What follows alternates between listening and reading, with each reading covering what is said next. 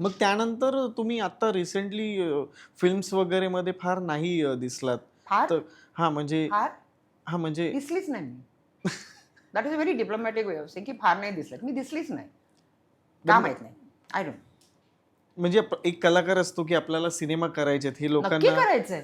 हा. कारण जेव्हा आपण खूप पिक्चर्स आपण बघतो ना, असं वाटतं की यार काश ये रोल मैं करती. माहिती नाही. ऑफर्स पण नाहीत. ऑफर्स. सरप्रायझिंग ना, ऑफर्स पण नाहीत. कारण लोकांना असं वाटतं की सुधाजी ना, अरे ती खूप बिझी आहे television. This is a problem. आणि फोन पण नाही करून विचारत. अच्छा. तेव्हा तर एक लोकल टेलिफोन होता. आता मोबाईल आहे. आता फोन तर करून विचारा.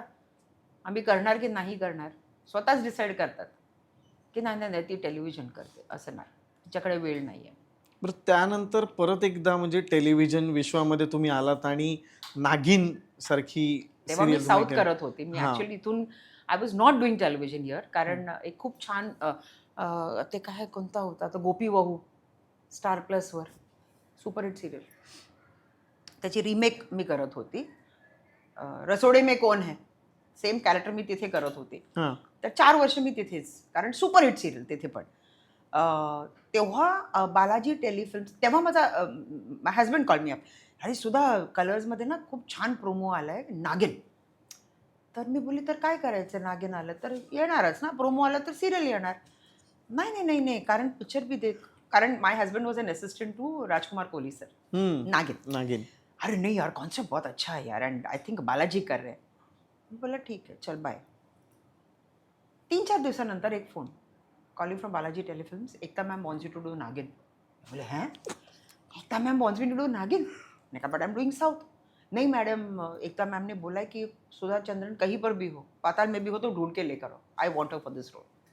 बोली ठीक आहे. मी बोली 3 दिवसात मी येते आणि मी बोली की मी साऊथचे सिरियल्स करते. बोले कुछ भी नहीं आप आ जाओ. मी गेली त्यांना भेटली मी आणि एकताजींचं जो स्टोरी टेलिंग असतं ना अमेझिंग अमेझिंग. तर मी अशी बसली होती आणि मी फक्त असं ती एनॅक्ट करून दाखवते. मी अशी आणि सडनली ती माझ्याकडे टर्न केली आणि बोले आप सोच रही होंगी ना मैं क्या कर रही हूँ सिरियल में. पहिल्या 30 एपिसोडमध्ये तुम्ही काहीच नाही करत आणि 30च्या नंतर फक्त तुम्हीच दिसणार. पण ते काय आता मी बोलणार नाही कारण सगळे आर्टिस्ट बसलेत म्हणून मी ते सस्पेन्स रिव्हील रिव्हील करणार नाही नाही. करणार. जेव्हा ते पॉईंट येणार आहे ती क्रिएटिव्ह मुक्ता येणार आणि तुम्हाला समजवणार. And so true.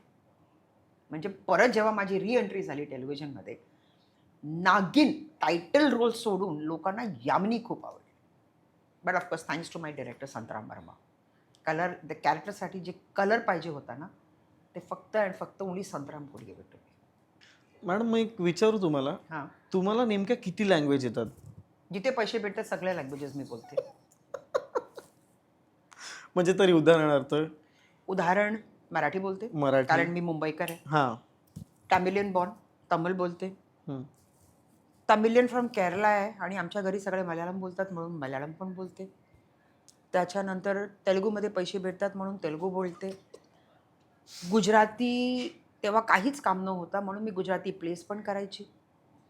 त्याच्यानंतर मी गुजराती फिल्म्स पण केली कारण हिंदीमध्ये काहीच नव्हता. आणि to tell you the truth 2 state awards for as a best actress मला गुजरातमधूनच भेटले. हां. You know. आणि त्याच्यानंतर मी बेंगॉली राजनर्तकी केली तापस पॉल बरोबर. त्याच्यानंतर बेंगॉलमधून लोक मला बोललेत की जत्रा करणार का. मी बोलली जत्रा काय आहे. बोलत रोड थिएटर 3 तासाचं असतं आणि खूप आत गावी गावी जाऊन आपल्याला करायचं आहे. हं. तर मी बोलली की गावी गावी करायचं आहे म्हणजे किती दिवस लागेल. 15 ते 20 दिवस. मी बोलली पैसे किती भेटणार. इतकं भेटणार. मी बोलली नॉट बॅड. तर बोलले की बोलायचं पण तुम्हालाच आहे, डान्स पण तुम्हालाच करायचं आहे आणि गाणी पण तुम्हीच म्हणणार. मी बोलली हे सगळं मलाच करायचं बेंगॉलीमध्ये. मी बोलली अजून मला किती टाईम देणार. बोलले 3-4 महिने देणार. आणि मी 3-4 महिने म्हणजे जशी असं तर मी if I had studied for my education ना I would have definitely been on NASA or somewhere. म्हणजे सकाळी 4 वाजता उठून रात्री 11 वाजेपर्यंत फक्त बंगालीचे स्क्रिप्ट्स वाचायचे म्हणजे बाहेर करायची पाठण करायची. आणि जेव्हा when I went on stage मला हे काहीच माहिती नाही की बाकी ॲक्टर्स काय बोलतात. मला फक्त माहिती आहे 1, 2, 3, 4 असे 1 to क्यू लक्षात क्यू ठेव. पण नाही. मग? तो गप्प बसायला तर मला बोलायचं आहे. कारण इतकं कॉन्सन्ट्रेशन मध्ये मग लाईन्स विसरणार ना. आता बेंगॉलीमध्ये ऑल्टरनेट वर्ड्स पण माझ्याकडे कुठून येणार. म्हणजे स्क्रिप्ट बायहार्ट करून त्याच्या सगळे टोटल जसं एक्सप्रेशन्स. कम्प्युटरमध्ये असं फीड करतात ना, अशी मी फीड करून गेलेली. हम्म. अँड मी ऑलमोस्ट 250 शोज मी केली आहे बायजीर बोध. पण मराठीत कुठला सिनेमा करायची इच्छा नाही झाली का केली कधी? मी मस्करी केली आहे मस्करी. लक्ष्मीकांत बेर्डे बरोबर. हा. पण ते पण फक्त आय मीन प्रियाजी हिरोईन होती आणि मी आय प्लेड मतलब सेकंड लीड किंवा हम्म. मी लक्ष्याला प्रेम करते असं काय 90s मध्ये वगैरे. 90s मध्ये. आणि that was also because of junior Mehmood.